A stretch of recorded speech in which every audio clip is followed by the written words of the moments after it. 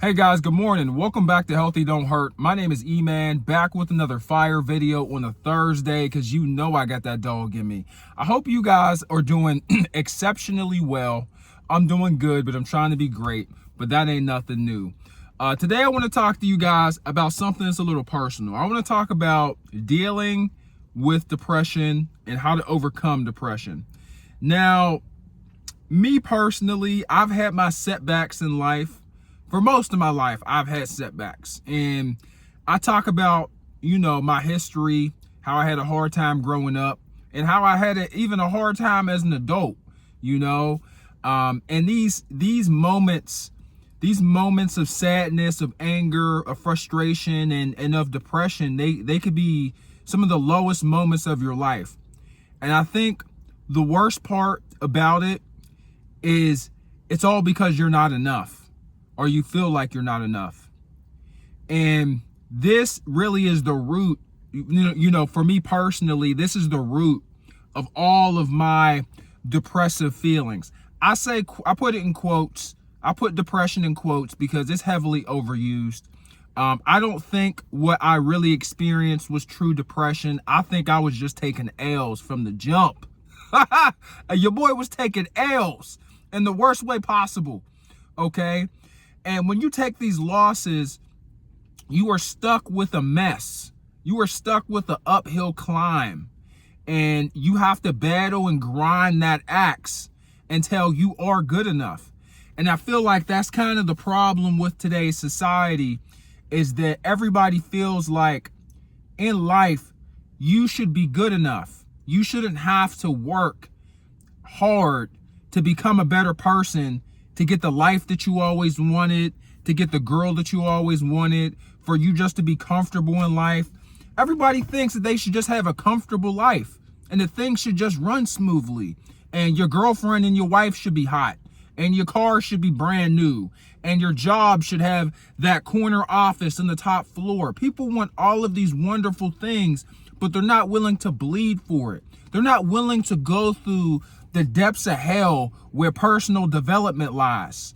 And I feel like personal development is so heavily neglected, bro, because people would have to realize that they are a part of the problem, and it hurts.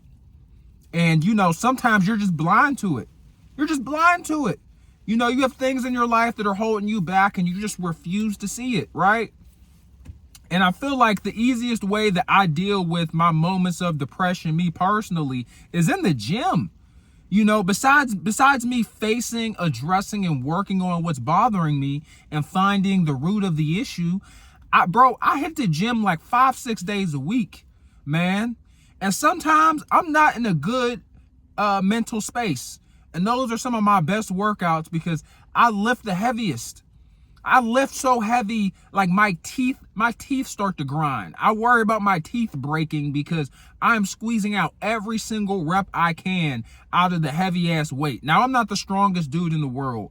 It's heavy for me, but the gym does so much for me because it just gets that anger out. It gets that sadness out. It gets that heartbreak out, that disappointment out. It gets that all out of my system so that when I leave, I am calm, right? Now, do I feel 100% better? No. Do I feel better in general? Absolutely. Physically, mentally, and emotionally, I feel better. But the problems are still there. But the gym is one of the best starts you could have to working towards a better version of yourself, right? Because a lot of times it's because you're just not enough. And a lot of people suffer with poor self-image, whether they think they're not smart enough, they're stupid, they're ugly, they're unattractive, they don't like the way the clothes fit. Working out 5-6 days a week takes care of a lot of those negative feelings towards yourself as far as appearance goes, right? Because the more you're in the gym, the better and more healthy you eat, the better in shape you are, right? So if you're jacked, you're shredded, your butt looks like a peach because you're squatting, your arms are toned if you're a woman. If you are looking great, it's kind of hard for you to talk negatively about yourself to yourself if you look phenomenal, right? And to be real with you, the physical obstacles are one of the hardest things to beat, right? You finding yourself unattractive, it takes It takes a lot of work to fix that. It takes a lot of gym work, a lot of diet work, a lot of repetition, right? And it could take months, right? If you're severely overweight, it might take a year or two, right? Now, as far as you being, not a good person on the inside, treating others poorly, not handling your responsibilities, maybe it's a financial issue, maybe it's a relationship issue, you can change that today. You can make the decision to be a better boyfriend, a better man, a better father, to handle your money wisely, to learn skills, to make more money. You can make that decision today at the flip of a switch. But you really can't do that with issues, that you're having with poor body image, or if you're severely overweight, or if you're really skinny the way I am. Shout out to everybody that's team little body. The physical issues that cause depression take a little while longer to fix. I'm a big advocate of going to the gym because, me personally, I strongly believe that unless it's like a severely traumatic experience, a therapist can't help you. They could put a Band-Aid on it, but you've got to face whatever it is that you're running from, that you're scared of, and that you're struggling with. Your therapist can't live your life for you. They can kind of, tweak your mind a little bit so you're not crashing out. But for the most part, that problem is going to be there for you every single day. Every single day. I really believe that therapy is overused. People going to therapy just because it's trendy. I have anxiety, bro. Like, I have legit anxiety. I never went to the therapist a day in my life. I scheduled an appointment at least 3 times in my life between age 23 and 30, and I canceled every single time. Because what is this person going to do for me? I'm going to walk out of that office angry, and they're going to be like, we're going to have to book another session, right? I'm going to be pissed off because I'm going to walk into this therapist office. I'm going to walk out, and all my problems are still going to be on my shoulders. A lot of people are running to therapists to help them bear the weight of life. Because they're getting crushed by it, because they're not strong enough, they're not smart enough, they're not quick enough, they're not efficient enough, they're not enough, right? But instead of working and grinding towards a better version of yourself that can handle this, you're running to the therapist's office. You feel me? Depression is hard, bro. Depression is hard. Not feeling like you are enough, it hurts, fam. One of the biggest moments in my life where I felt like I wasn't enough was when my son was coming, bro. I had an unexpected child. Shout out to EJ, Daddy, love you. And I didn't know what to do, bro. I thought I had more time, and I was just freaking out, man. I was freaking out real bad in the worst way possible. And I was afraid that my son wasn't going to love me because I was not financially prepared. My career wasn't in place yet. I didn't feel like I was prepared in society, in this world. I didn't have my footing yet. I didn't have my savings the way I wanted it to be. I didn't have $20,000 in my savings account. My 401k wasn't where I wanted it to be. My yearly salary wasn't where it needed to be. And I didn't think my son would love me because I couldn't give him everything that I wanted to give him. And somebody told me something crazy. Somebody was like, your son's not going to care about that. He's just going to want to love you, and he's just going to want you. He doesn't care about money or objects or material possessions or opportunities. He just wants your love, and that's it. And that's honestly enough for him. And he wasn't even here yet. And I really changed my thinking around the whole thought process behind that. And it made me feel better instantly. And when I seen my son, I knew that was enough for me to just fight any battle that comes across my path, and I've had many other examples in my life where I just felt like I wasn't enough. And sometimes you got to be enough, bro. Like, when you find the motivation to be enough, you'll be enough. You feel me? You'll be enough. I'm not a big fan of people coddling those that are struggling in life. I mean, of course, in the beginning, you want to be gentle, but, we got to give you some tough love after you've been in a hole for weeks, months, years. We can't keep giving you a warm glass of milk and a blankie when you've been stuck in your pile of sugar honey iced tea for years now, showing zero progress, showing zero fight. You're just getting your ass whooped by life. After a certain point in time, the nice, comforting talks have got to come to an end. And we got to start lighting some fire under your behind. So, I try to do that with others. I am very grateful when people do that to me. As a person that could get really hung up on losses, as a person that struggles with letting things go, I'm very appreciative when people give me tough love, when I've been harping on stuff for too long in a depressive manner.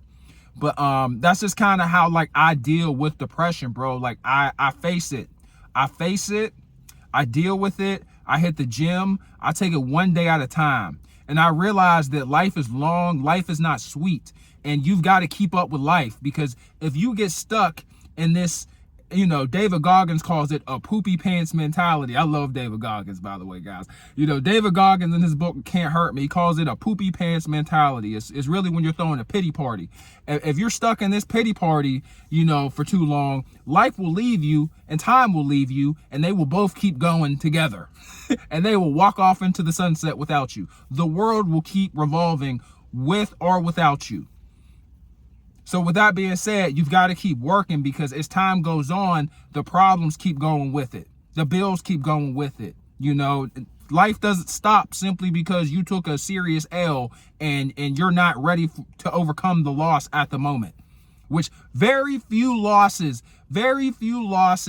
are small enough for you to overcome them instantly. Me personally, the worst type of losses is when it takes months, if not years, to beat. I hate it. But when you beat it, it's the best feeling ever. Happens a lot with credit cards. Takes months to pay them fudgers off. But yeah, man, this is just my take on how I deal with depression, how I overcome depression. And I really try to watch my self-talk, because if you are talking negatively about yourself and you're going through a depressive episode, or you're taking losses and your heart just hurts, you're feeling down in the dumps, if you start talking negatively about yourself, you'll add insult to injury, and it'll be way, way worse. You will be like in a puddle full of your own tears. I'm not a big crier. Now, I'm not going to say I've never cried before, but you will get to that moment if you keep talking to yourself like that. And to be real with you, man, you are your biggest supporter, because a lot of times in life, as long as you have food, water, and shelter, people really ain't gonna be checking for you all like that, because they have their own problems. So, you can't expect others to constantly be, fueling the flames. You can't keep expecting your friends to gas you on a daily and a weekly basis. They got their own lives. So you got to gas yourself. You've got to gas yourself. You've got to talk in an encouraging manner to yourself, in the worst moments possible. Like when you're in hell, you've got to be like, I got this. I'm strong enough. I can grind forever. I'm not tired. I got this. This is light work. You've got to be able to feed yourself good energy. And that's one of the most effective tools that I've used to overcome depression, quote unquote. I put depression in quotes because, I'm not a deranged mental lunatic. I have anxiety and a little bit of control issues. I like to control every element in a situation that I'm in, especially when money is on the line. I like to plan for every worst case and best case scenario, and I like to prepare for things that haven't happened yet. And I'm not sure if you guys have realized this about life. No matter how hard you plan, it's still going to fall apart in ways that you can't even plan for, which is sick, right? Which drives me even more nuts. But, I'm not a mental basket case. So I really don't think that like my depression is categorized as legitimate textbook depression. It's just you taking a loss. You feel me? It's just you taking a loss. Everybody takes L's. Some are bigger than others. It's a moment for character development. It's hard to think about that, in the middle of your loss. When your car's repoed, you got evicted, your girlfriend left you, your job fired you. It's hard to think that this is a moment for character development. I haven't had any of those things happen to me, thank God. I mean, I had a girl leave me, but everything else I have not had happen. Oh, Jesus. I'm sure it'll happen one day. And when it does, I'm going to take it on the chin and grind my way out, bro. You gotta really be ready, because life will hit you in every way possible in the worst moment possible. So yeah, man, I'm gonna holler at you guys later. That's all I got for you guys. I hope this helped. I know this video looks funny because I don't have my glasses. I left them at home, but see, even I take small L's. But I'm about to go to work. Hope you guys have a wonderful morning. If you're feeling frustrated, if you're feeling depressed, it will be okay, bro. Like, it'll be okay. You got to take it one day at a time. For those people that struggle with frustration issues like myself, you just gotta hold on, you know. For people that get frustrated from their losses, like you get so frustrated that you get like headaches. You get so angry that like your heart rate start going up. You can't sleep at night. Like, I'll tell you, when I have bad things happen to me in my life, especially when like I didn't do anything wrong to get crapped on like this in life. When life gives you a big old plate of crap and you don't deserve it, I get so frustrated that all of those things happen. I get angry, my heart rate be pulsating throughout the day. I be having an irregular heartbeat. It be fast and then slow and then fast and then slow. I can't sleep.